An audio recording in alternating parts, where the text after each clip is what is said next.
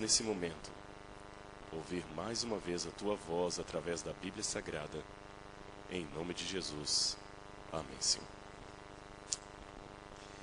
Eu estou aproveitando esta semana e estou orando por algumas pessoas. Sei que algumas pessoas estão orando por mim, pela minha esposa, pela nossa vida, pelo nosso ministério. Esse é um privilégio muito grande.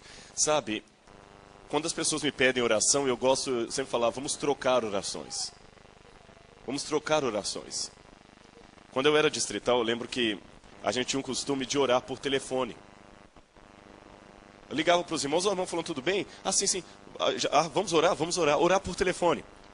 Uma ligação de 30 segundos, de 1 minuto, e quem sabe seria uma prática interessante para a igreja começar a fazer depois da semana de oração. Principalmente aqui, onde é tão comum as pessoas terem celulares e telefones em casa. Pare de vez em quando e fala assim, fulano, amanhã eu vou ligar para você meio-dia para a gente orar. É um horário conveniente, tudo bem, conveniente. Na hora do almoço, faça uma oração com alguém por telefone. Eu estou ligando para você para orar com você por telefone.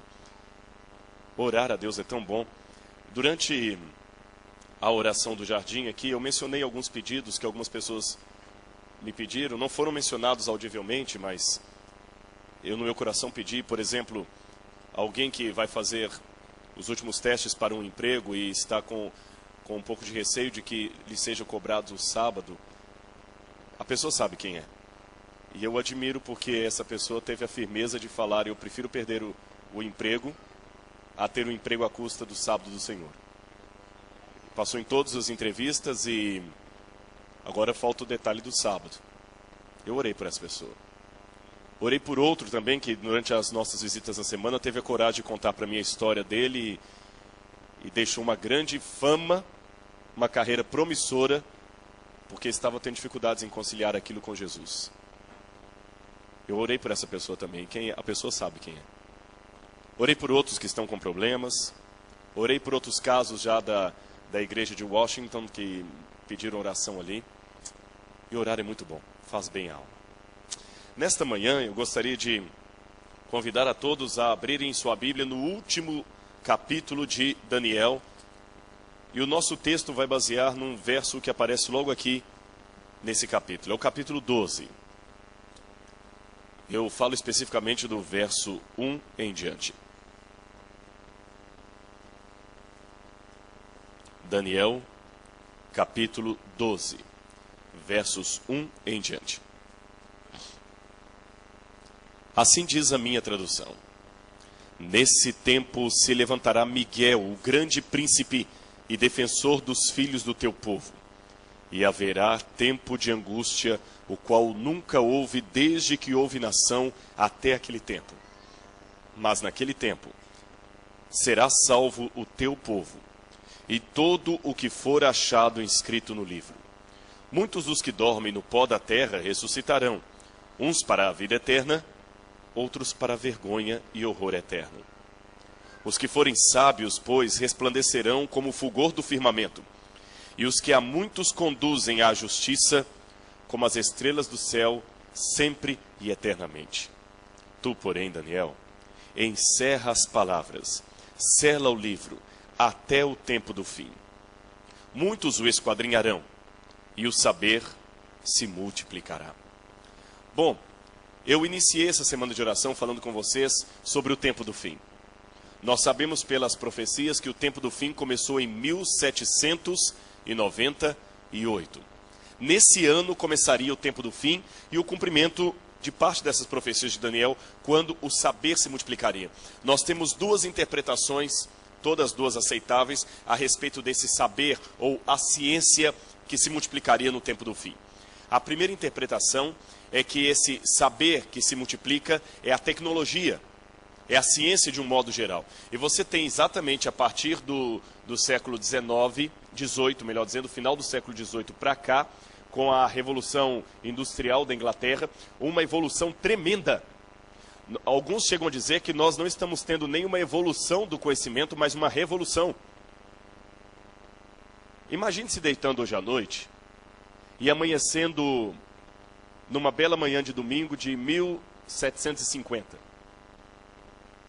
As coisas eram tão diferentes, você não teria energia elétrica, não teria ar-condicionado, não havia microfone, não havia carro. Se uma pessoa dos dias de Abraão ressuscitasse, mesmo nos dias de Ellen White, ele não assustaria com muita coisa. Não havia muita coisa para surpreender.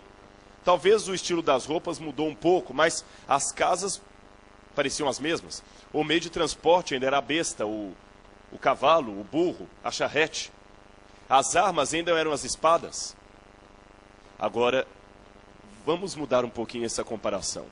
Se alguém que morreu em 1960 ressuscitasse hoje, ele já viria um mundo que ele nunca imaginaria conhecer.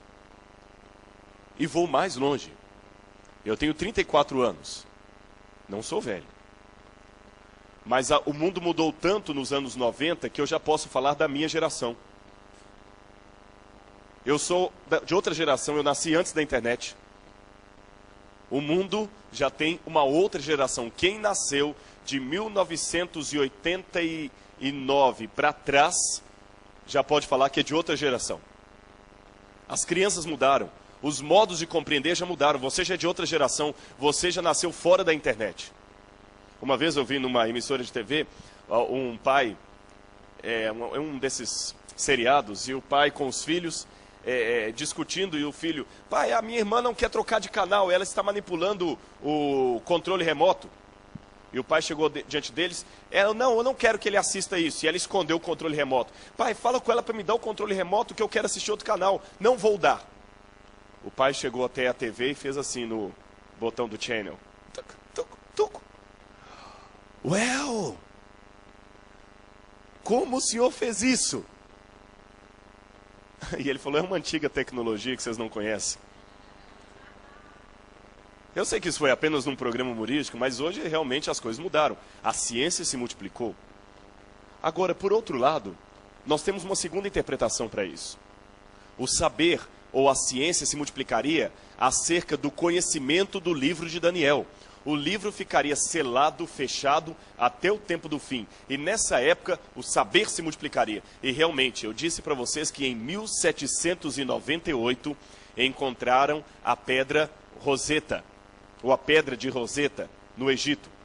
E a partir da descoberta da pedra de Roseta, que Champollion depois decifrou, iniciou-se a arqueologia moderna. E vocês viram durante essa semana como a arqueologia nos ajudou a compreender o livro de Daniel e a verificar a veracidade daquilo que está contido nas profecias de Daniel. Amém?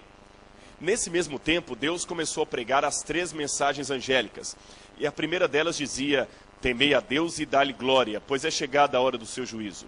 E adorai aquele que fez o céu, a terra, o mar e as fontes das águas. Adorai o Criador. Nesse mesmo tempo, Deus começou a levantar pessoas para restaurarem a guarda do sábado. E aí surgiu o movimento adventista, que é muito anterior à igreja adventista. Vou explicar a minha frase para não ser mal interpretado. O movimento adventista é anterior à igreja adventista. Por volta dos anos 1700, final dos anos 1700, já começaram pessoas a serem despertadas na Europa, na América Latina, pregando a breve volta de Jesus. O que se consolidou posteriormente na igreja adventista do sétimo dia foi o resultado de um despertamento que já estava acontecendo desde aí. Agora, olha que interessante. Ao mesmo tempo que Deus estava facilitando a compreensão do livro de Daniel, restaurando mensagens importantes como a guarda do sábado, que aponta para o Criador, Lamarck e Darwin estavam começando a pregar a teoria da evolução das espécies, que diz que nós não temos um Criador. Foi tudo na mesma época. Na mesma época que Deus estava preparando o mundo para restaurar a sua mensagem, Darwin começa a pregar que o homem é fruto de uma série de evoluções e que não há um Criador. Nessa mesma época, Karl Marx começa a pregar o materialismo, o comunismo, dizendo que nós não precisamos de um criador, de um Deus. Freud começa a pregar uma psicologia que explica tudo a partir do homem, sem necessidade de Deus, todos eles colocando em ridículo a religião. Como o próprio Karl Marx dizia, das Opium des Volks, a religião é o ópio do povo. Tudo isso se cumpriu. Agora, a profecia diz que isso tudo seria preparação. Esse tempo do fim é um curto espaço de tempo que antecede a volta do Senhor. E um pouco antes da volta do Senhor haveria uma angústia o qual nunca houve na terra. Quando Miguel se levantar, Miguel vai se levantar do seu santuário, o mundo vai entrar numa crise que nunca houve nesse mundo. Ellen White diz no livro O Grande Conflito, que tudo o que nós podemos descrever, nós podemos exagerar. É verdade, você pode exagerar, pode ou não pode? Há pessoas que podem exagerar, um peixe desse tamanho pode virar uma baleia na boca de um pescador entusiasmado. É ou não é? Eu posso tirar uma foto de um grupinho aqui da Escola Sabatina e mandar para a Revista Adventista e falar 3.000 pessoas estavam na igreja de Richmond assistindo no último sábado. Há pessoas que gostam de exagerar, não é assim? Tem gente que gosta de exagerar. Só que Ellen White diz, isto, porém, não se dá com relação ao tempo de angústia.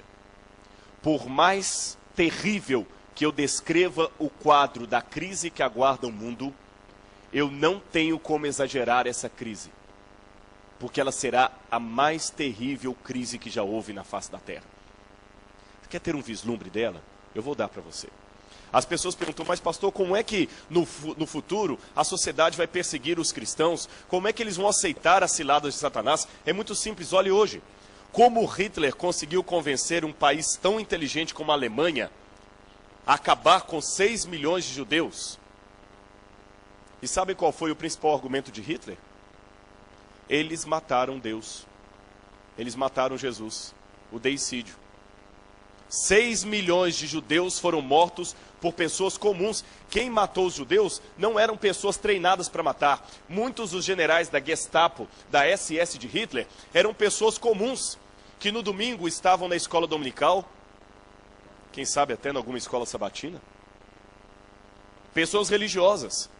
Muitos dos oficiais da SS, antes do Terceiro Reich, eram padeiros, comerciantes, pessoas comuns, que quando Hitler começou a convocar para o exército, foram e em pouco tempo se tornaram assassinos de crianças.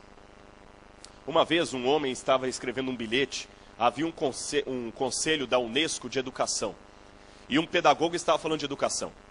Ele recebeu um bilhete, e nesse bilhete o homem dizia o seguinte, senhores, não se ofendam, mas eu tenho cá minhas dúvidas a respeito da educação. Sou um sobrevivente do campo de concentração nazista de Auschwitz.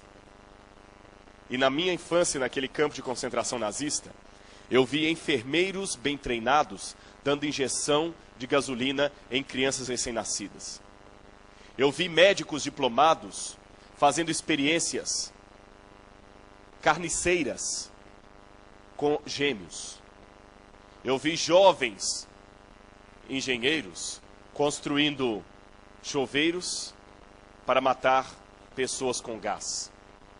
Eu vi jovens bonitos, educados, metralhando a sangue frio mulheres, crianças, anciãs, homens de toda a espécie. Portanto, quando vocês falarem de educação, preparem as pessoas para serem seres humanos e não monstros bem treinados. Uma vez no Rio de Janeiro aconteceu uma coisa que me dá uma intenção de como será o tempo do fim. Você sabe que o tempo de angústia. O tempo de angústia será quando o Espírito Santo perder completamente o seu poder refreador sobre o ser humano. O ser humano hoje, ele só não é pior de natureza porque o Espírito de Deus ainda está segurando os 4 ventos. Usando os anjos do Apocalipse simbolicamente para segurar os 4 ventos. Mas quando esse Espírito sair refreador, as mais terríveis paixões humanas virão à luz. E falando em luz, você sabe que é no escuro que o negativo se revela. Isso é um princípio da fotografia. É no escuro que o negativo se revela. E na vida também acontece isso. Quem já deu aula à noite em alguma escola pública e já teve o desespero quando a energia elétrica acabou por qualquer razão, E as pessoas começaram a fazer coisas que a luz clara não fazia. Não sei se vocês já viram essa situação. Uma vez aconteceu isso em São Paulo. A antiga Light teve um blackout que durou 8 minutos. 18 minutos, melhor dizendo. Foram 18 minutos de blackout na cidade de São Paulo, em grandes partes da cidade de São Paulo. Naquela ocasião, foi nos anos 80, as pessoas descreveram que durante a escuridão, o verdadeiro caráter de muitos veio à tona. As pessoas corriam na rua, gritavam desesperadas. Carros começaram a bater uns aos outros, porque o semáforo não funcionou. E muitas lojas foram saqueadas. Mulheres foram violentadas. Durante 18 segundos de escuridão em São Paulo. 18 minutos, obrigado. Que bom, vocês estão prestando atenção. Se eu falasse isso e ninguém corrigisse, eu ia ficar preocupado. 18 minutos.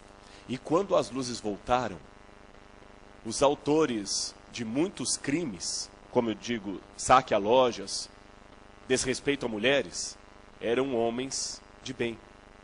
Pessoas sem nenhuma passagem pela polícia. Não será que as luzes ainda estão refreando um caráter ruim que está para vir quando o Espírito Santo não estiver na terra? Uma vez no Rio de Janeiro também aconteceu algo terrível. Eu li isso na revista Veja. Dois rapazes estavam pobres, estavam esperando no ponto do ônibus. Um ônibus para ir na praia, ou virem da praia, alguma coisa assim.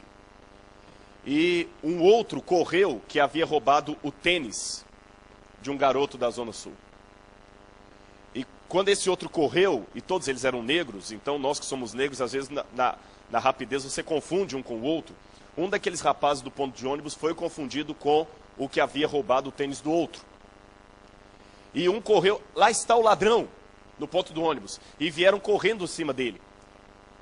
Chegaram a jogar uma pedra nele, ele correu desesperado para se defender, o colega dele correu para um lado, ele foi para o outro. E daqui a pouquinho pessoas começaram a ouvir, pega ladrão, ladrão, ladrão. E 2 pessoas viraram 3, 4, 5. E eles foram correndo desesperados. Aquele rapaz foi correndo e uma multidão começou a se formar correndo atrás dele. E o repórter descreveu, o jornalista da revista Veja, descreveu com vívidos adjetivos os detalhes de cada cena. A multidão linchou aquele rapaz.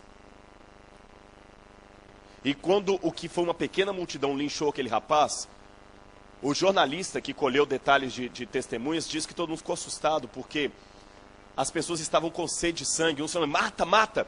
E uma senhora,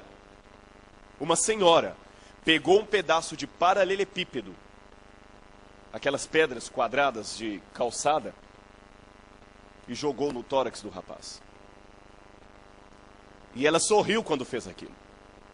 E a multidão, isso. O jornalista, o repórter deu a sua interpretação. Ele disse, as pessoas estão tão cansadas da violência, tão cheias da violência, que quando elas veem uma atitude assim, elas querem fazer justiça com a própria mão. Eu vejo uma outra explicação. As pessoas aos poucos estão ficando endemoniadas. Porque a ideia que eu tenho de possessão demoníaca é um pouco diferente da tradicional. Para mim, possessão demoníaca não é só aquele caso da pessoa ficar babando ou acusando os pecados. Aquilo é uma forma de possessão, é um tipo de possessão. Existem outros tipos de possessão demoníaca que nós nem estamos percebendo. Pessoas que estão trabalhando, estão com a sua voz normal, eles não acusam ninguém, eles não torcem a voz, eles não rolam no chão e estão possessos por Satanás, não percebem isso. Pelo estilo de vida que levam. Eles só não se tornam os monstros que poderiam tornar porque Deus ainda está refreando o caráter deles. Quando o poder do Espírito Santo não estiver mais sobre as pessoas, elas vão fazer o que aquela multidão ensanecida fez com aquele rapaz. Alguns que estavam falaram, depois que eu vi o que eu estava fazendo, depois que eu vi a violência, era gostoso fazer aquilo. Então você tem uma noção do que será quando o fechamento da porta da graça acontecer. Mas nesse dia se levantará Miguel. Quem é Miguel? Se você abrir a Bíblia comigo, aqui no livro de Judas, o livro de Judas não tem capítulos, apenas versículos. Está um pouco antes do Apocalipse. O livro de Judas diz o seguinte, no verso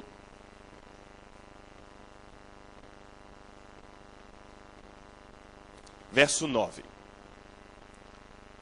Contudo, o arcanjo Miguel, quando contendia com o diabo e disputava a respeito do corpo de Moisés, não se atreveu a proferir juízo infamatório contra ele. Pelo contrário, disse: o Senhor te repreenda. Então aqui diz quem esse Miguel é. Ele é um arcanjo. A palavra arque, ou arre, em grego, significa chefe, superior, supremo. Aquele que está no princípio. Por exemplo, arqueologia, o estudo do que está no princípio. Arqueduto, o condutor principal. Arqui-inimigo, o principal inimigo. Tá certo? Arcanjo, o principal dos anjos. Então Miguel é um anjo, é o chefe dos anjos. E no Apocalipse conta que esse Miguel, o chefe dos anjos, teve uma batalha com Satanás. Abre em Apocalipse capítulo 12, versos 7 em diante. Apocalipse capítulo 12, versos 7 em diante. Nesse tempo houve guerra no céu. Miguel e seus anjos pelejaram contra o dragão. Também pelejaram o dragão e seus anjos. Todavia não prevaleceram. Nem mais se achou no céu o lugar deles. E foi expulso o grande dragão, a antiga serpente que se chama Diabo e Satanás. Sim, foi atirado para a terra e com ele os seus anjos. Curioso, o dragão também é chamado de antiga serpente. E ele foi derrotado por Miguel e seu exército de anjos. A serpente antiga é aquela serpente do Éden. O que a serpente do Éden falou para Eva no dia que a tentou a comer do fruto? Eva, eu prometo a você, se você e Adão comerem do fruto proibido, vocês terão os olhos abertos e vocês serão iguais a Deus. Vocês serão iguais a Deus. Curioso, porque o nome Miguel em hebraico, Mihael, significa ninguém é igual a Deus. Então o próprio nome desse anjo já indica algo curioso para mim. Ele batalha contra o inimigo das almas, contra o dragão que é a antiga serpente, e o seu nome refuta o que a serpente falou lá no Éden. A serpente no Éden falou: vocês serão iguais a Deus. E o nome Miguel, Mihael, ninguém é como Deus. El, em hebraico, Deus. Joel, o Senhor é Deus. Daniel, juiz para Deus. E vai por aí adiante. Agora, Mihael, ninguém é como Deus. Ou quem seria como Deus? Agora, se você for ao Antigo Testamento, Gênesis, capítulo 22, você vai ver uma coisa muito curiosa. Os judeus sempre vinculam esse Miguel com o anjo do Senhor. Maler Adonai, o anjo do Senhor, o mensageiro do Senhor. Esse anjo do Senhor aparece em várias partes da Bíblia. Ele apareceu um dia para Josué, ele apareceu para Moisés, e ele apareceu aqui para Abraão. Vocês conhecem o episódio. Deus falou com Abraão: sacrifica o seu filho Isaque. Abraão subiu até o monte Moriá, e ali ele iria sacrificar Isaque. Quando Abraão levantou o cutelo para matar o seu filho, aconteceu uma coisa curiosa. Verso 11. Mas do céu lhe bradou o anjo do Senhor. Miguel. Miguel apareceu para Abraão. O anjo do Senhor. Abraão, Abraão. Ele respondeu: eis-me aqui.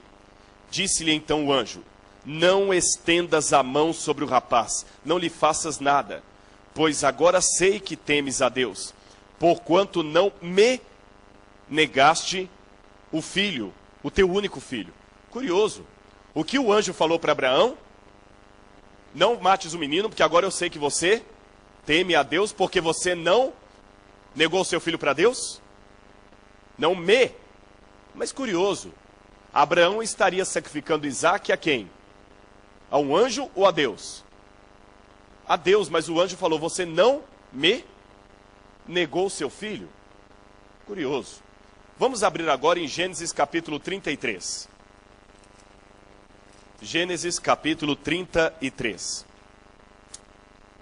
Perdão, capítulo 32. Você conhece a história. Jacó lutou com o anjo. Jacó, o enganador, ele havia cometido muitos erros com seu pai. Ele enganou seu próprio pai. Havia um costume curioso em Israel que quando você iria pedir o juramento de um ancião, você colocava a mão debaixo da coxa dele e ele jurava para você. Às vezes ele também colocava a mão debaixo da sua coxa. E quando ele, enganando o pai, colocou a mão debaixo da coxa do pai, e o pai colocou a mão debaixo da sua coxa, e perguntou, quem é você? Qual é o seu nome? Ele falou, eu sou Esaú. Agora então, aparece um anjo, e ele pede, por favor, eu estou em pecado, eu não te deixo ir enquanto você não me abençoar. E o que o anjo faz? Desloca a coxa dele.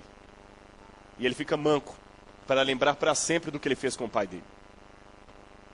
E o anjo, antes de abençoá-lo, pergunta, tá bom, vou te abençoar, mas qual é o teu nome? Faz a mesma pergunta do pai. E dessa vez ele assumiu, meu nome é Jacó, o enganador, eu não sou Esaú. E é curioso que ele luta com o anjo, mas acontece uma coisa interessante. Verso 29. Tornou Jacó, dize, rogo-te, como te chamas? Respondeu ele, por que perguntas meu nome? E o abençoou ali o anjo. Aquele lugar chamou Jacó Peniel, pois disse, vi a Deus face, mas quem ele viu?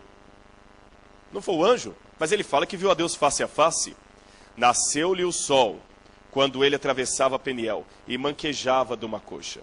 Por isso os filhos de Israel não comem até hoje o nervo do quadril na articulação da coxa, porque o homem trocou a articulação da coxa de Jacó no nervo do quadril. E é interessante que o anjo mudou o nome de Jacó.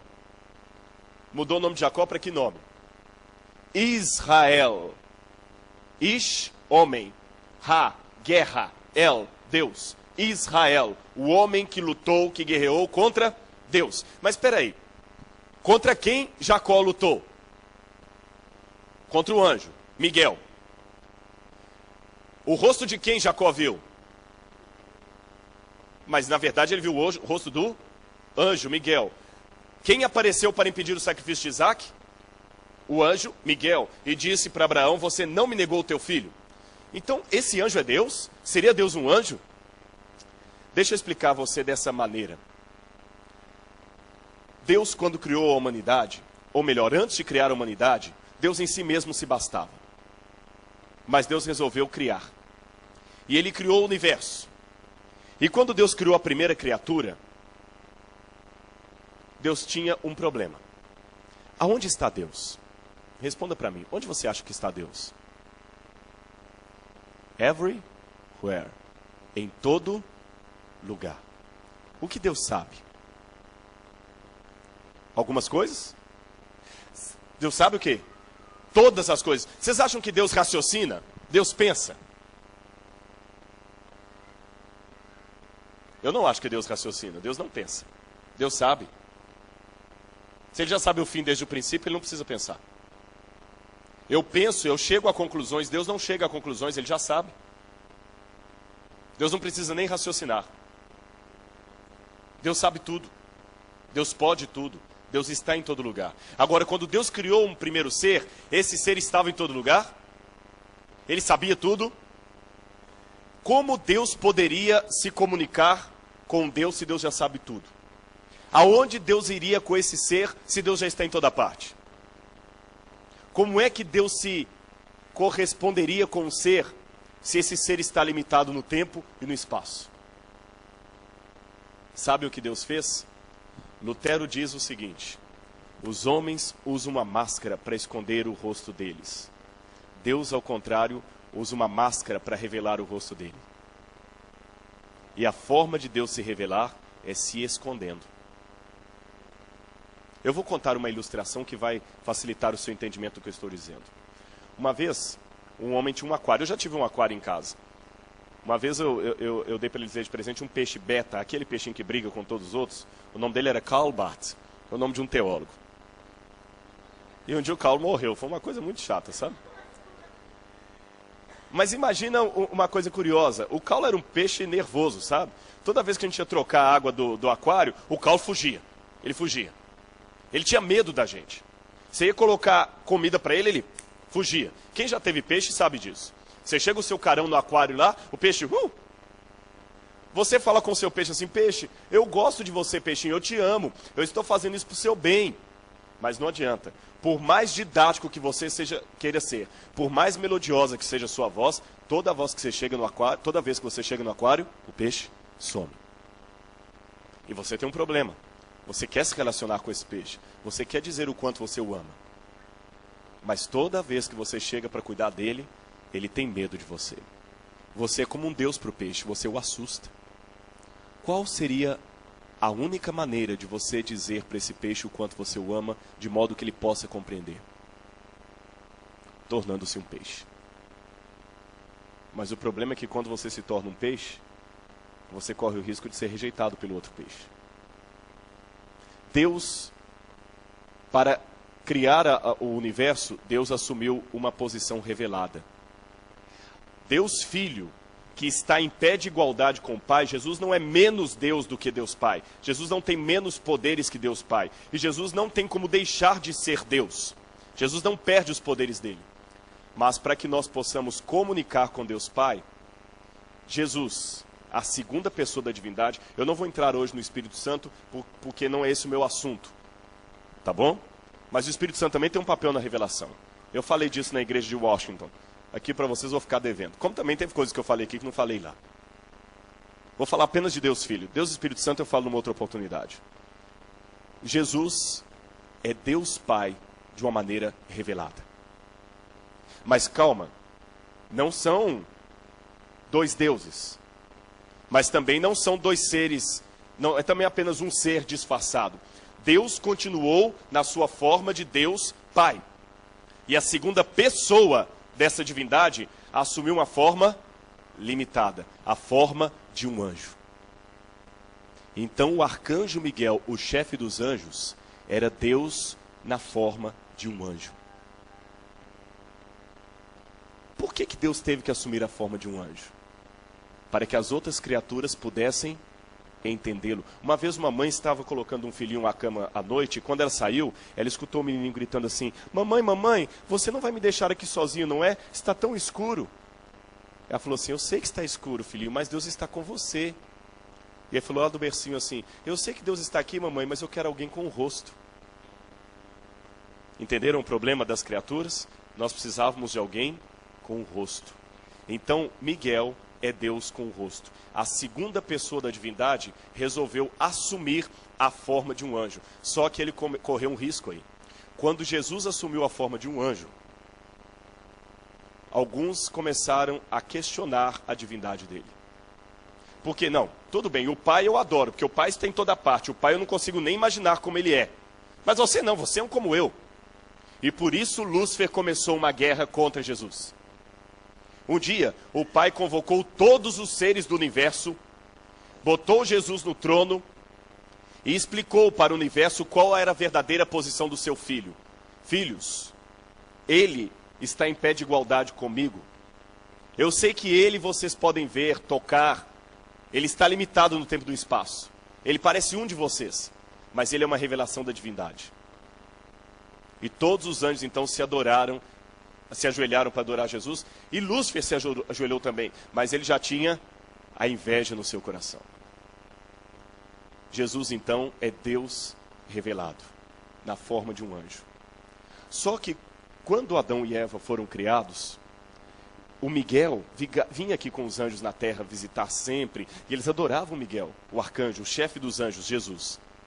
Só que Adão e Eva caíram em pecado. E Jesus já antevendo isso, Jesus, além de assumir a forma de um anjo, ele assumiu para sempre a forma humana. Sabem por quê?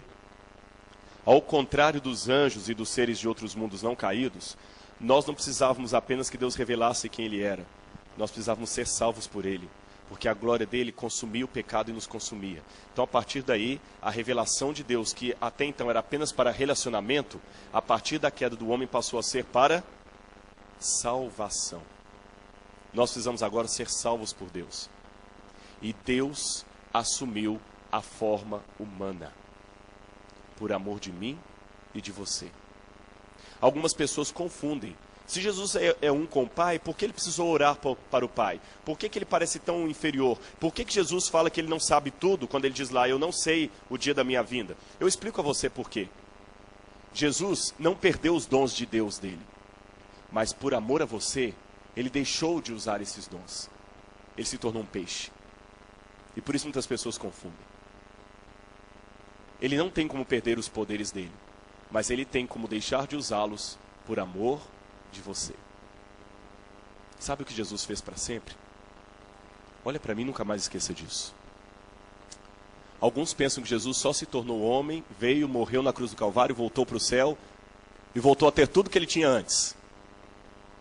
Não, isso seria pouco. Jesus teve que pagar um preço eterno pela nossa salvação. Ele não perdeu a divindade dele. Eu repito isso. Ele não perdeu os dons divinos dele. Mas se ele não perdeu, pastor, como é que você diz que ele pagou um preço eterno? Que preço eterno foi esse que ele pagou? O que ele perdeu para sempre, já que ele não perde nada? Eu ilustro da seguinte maneira. Suponhamos que para que você seja salvo, eu tenha que ficar cego. É o único preço para você ser salvo. E eu lhe amo tanto que eu quero ficar cego para você ser salvo. Mas eu não tenho como perder a minha visão. Entenderam a comparação? Então eu faço o seguinte por amor a você. Eu fecho os meus olhos. Para sempre. Eu pergunto, eu perdi a minha visão? Não. A hora que eu quiser abrir o olho e voltar a enxergar, eu abro. Mas eu resolvi para sempre ficar com os olhos fechados, porque esse era o preço que estava na etiqueta da sua salvação. Jesus vai ficar para sempre num corpo humano, por amor de mim e de você. E Miguel, que antes começou se revelando como um anjo, depois assumiu a forma humana. E para sempre vai manter essa forma humana, tendo nas mãos ainda os cravos, as marcas dos cravos e dos machucados da cruz. Agora eu quero terminar esse sermão dizendo uma coisa para você. O livro de Daniel descreve que Miguel, esse poderoso guerreiro, se levantará no santuário. É interessante que o verbo que a Bíblia escolhe para falar de Cristo saindo do santuário é e se levantará Miguel. Essa expressão se levantará no hebraico dá a entender alguém que vê uma confusão, ou alguém machucando alguém que é assim, ele se levanta. O que está acontecendo aí? É assim que ele vai se levantar. Eu sei que talvez muitos aqui tenham um pouco de medo da volta de Jesus, porque a volta de Jesus é descrita na Bíblia com uma coisa muito, muito dura. No Apocalipse, Jesus é visto como um cavaleiro que vem do céu e ele tem as suas vestes manchadas de sangue. Aquele sangue ali não é o sangue que ele derramou na cruz do Calvário. Aquele sangue que mancham as vestes de Jesus no Apocalipse é o sangue dos ímpios. O Apocalipse descreve a vinda de Cristo como sendo uma vindima, alguém que estava fazendo suco de uva ou vinho, e ele fica pisando o lagar, ele fica pisando as uvas como eu estou pisando aqui. Ele enche o lagar, aquele tonel, aquele barril de uvas, e eles ficam pisando ali as uvas. E ele ficava pisando. E ao pisar as uvas, aquele vinho suja a barra da roupa que você está. Então Jesus é visto assim, como alguém que vem de pisar o lagar com sua veste suja, mas não é de vinho, é de sangue. Mas não é o sangue que ele derramou na cruz do Calvário, é o sangue dos ímpios, que Deus vai vir para destruir. Mas alguns, pastor, mas dá medo, porque a volta de Jesus é descrita como trovão, terremoto, prédio caindo, o mar perdendo as suas forças. Por que tanto isso? Eu vou dizer a você por quê. No Brasil nós estamos tendo muitos problemas de sequestros, não é? E de vez em quando a gente vê na TV algumas pessoas que foram vítimas de sequestro e dão seu depoimento. Eu vi um terrível. Uma moça falando que ela foi sequestrada e é interessante que a polícia ainda filmou o momento da libertação dela do cativeiro. Ela estava presa há mais de 2 meses. Eles a prenderam e mandaram para o cativeiro e ela era torturada. Ela viu outras pessoas que foram presas sendo torturadas juntos. Era uma equipe terrível. Eles cortavam pedaços da pessoa e mandavam pelo correio e envelope para a família. Mandavam videotapes para a família. da pessoa sendo torturada. Um empresário que deu depoimento também, ele falou, até hoje eu tenho problemas de insônia. Eles me colocavam de cabeça para baixo, ficavam jogando água e batendo. E filmando e mandando eu gritar para o meu pai, pedir meu pai para pagar o resgate. Mas um desses relatos me chamou atenção. Foi o dia do alívio. Esse dia que eu falei com vocês que a imprensa mostrou pedaços dele. Era um cativeiro, uma casa velha, que eles geralmente escolhem uma casa escondida, velha. E de repente, de madrugada, a polícia entrou com tudo ali. Os bandidos estavam dormindo no cativeiro. E os policiais meteram o pé na porta, e aqueles policiais da polícia especial, com aquele colete à prova de balas, e aquelas armas com mira a laser. Polícia, polícia! E aquela gritaria. E os bandidos começaram a fugir, e eles jogavam bombas de efeito moral. E helicóptero, foi uma coisa cinematográfica. Os bandidos ficavam desesperados, parecia guerra, e corriam. E a moça que estava no cativeiro, começou a ficar assustada, tremendo, aquele tiro para todo lado, ela baixou com medo de tiro pegar nela, e bomba de gás lacrimogênio, e bomba de efeito moral, e a polícia com a sirene, que eles fazem tudo isso por questão psicológica, girando e anunciando, a polícia está chegando, parem, nós vamos matar, nós estamos cercados, a casa está cercada, e os bandidos desesperados e começaram a se render, e a polícia, com uma certa até violência, pegava os bandidos pela mão, revistava, enquanto o outro estava com a arma na cabeça dele. Um que começou a fugir para o mato, a polícia começou a atirar no mato, procurando por ele. E de repente, a moça assustada, vendo toda aquela cena, a porta derrubada e barulho, e de madrugada, e você acorda de madrugada naquela situação, até que um policial, de maneira bem gentil, chega até ela com um cobertor e fala, calma, calma, fique tranquila. Nós somos das forças de operações especiais, você está tranquila, o seu pai está dentro do carro ali, eu vou te levar até o seu pai, vem cá. E ela foi, e tremendo, e chorando, e o alívio era tremendo. Era grandioso. Sabe por que a volta de Jesus é vista com grande violência? Porque você está no cativeiro. Satanás está todo dia fazendo tortura com você. Ele fala que vai mandar pedaço seu para sua família, não é? Ele tortura você através do emprego, do medo do futuro, através de pessoas que ele usa para fazer você desanimar. Ele tortura você psicologicamente, fazendo você pensar que você não é tão bom. Ele tortura você através do medo. Ele tortura você através dos seus pecados. Ele fica falando para você todo dia assim, eu sei o que você está fazendo. Você pensa que você me engana? Eu vou revelar para todo mundo quem você é. Ele está torturando você, todos os dias. Então Jesus vai vir quebrar esse cativeiro com violência. Amém? Os anjos de Deus vão rebentar a porta desse cativeiro. E o que para o mundo vai ser uma tragédia, uma desgraça, os edifícios de Nova York, de Moscou, de Londres, de Frankfurt, São Paulo, Rio de Janeiro, que vão cair, a terra que vai transmutar, para você vai ser o dia do seu livramento. E eu anseio por esse dia, irmãos.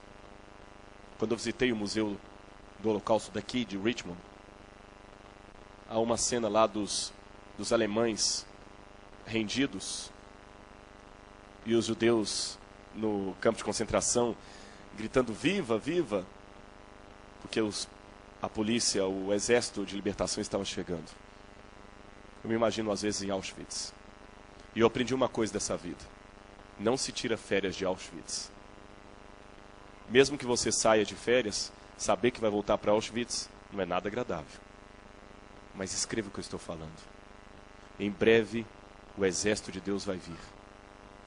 E nós vamos ver os anjos de Satanás todos deitados, rendidos pela presença dos anjos de Deus. Então, nesse momento, eu faço um desafio a você em nome de Jesus. Não brinque com a sua salvação. Esteja do lado de Deus. Nunca desista desse evangelho. Eu espero que essa semana de oração não seja apenas mais uma semana de oração. Miguel vai se levantar por você. Estão machucando você? Eu sei. Estão dizendo coisas que você não queria ouvir? Eu sei. Você mesmo prejudica você mesmo? Eu sei. Calma. Miguel está se levantando. Ele está vindo. Ele vai ficar com você e você nunca mais vai ficar sozinho. Miguel está vindo. E aqueles que fazem você sofrer, não tenha rancor deles. Tenha pena. Eles mexeram com quem não deviam. Você é filho do rei. E nós vamos poder ver Deus através de Jesus, através de Miguel. Porque Miguel, Jesus, é Deus com o rosto. Ele vai se levantar do santuário e vai vir nos buscar. E eu aguardo a vinda de Jesus a esse mundo. Que Deus abençoe você ricamente. Deus ama você, não esqueça disso, tá? Um abraço. Em nome de Jesus. Amém.